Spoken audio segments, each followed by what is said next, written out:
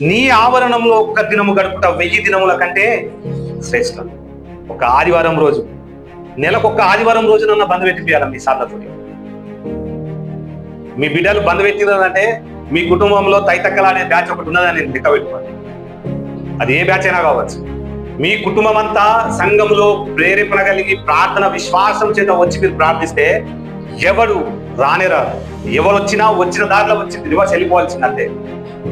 నువ్వు ఇంట్లోనే ఉంటావు, ప్రార్థన జరుగుతున్నా నువ్వు రావు.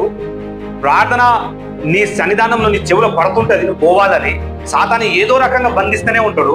ఆ బంధకములను నువ్వు విడగొడితే అబ్బో విశ్వాసరాలు బయలుదేరింది. ఏ బంధకము రాదు. వస్తుందా?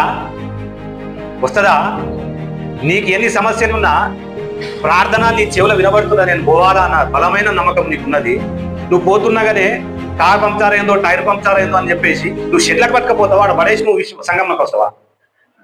అబ్బో సాతానుగా తీసుకోవడానికి వెనుకకే పోతాడు అంతే అంటున్నది, వింటున్నది, మీ హృదయం తాకుతున్నది దేవుని యొక్క మాటలే. హల్లెలూయా.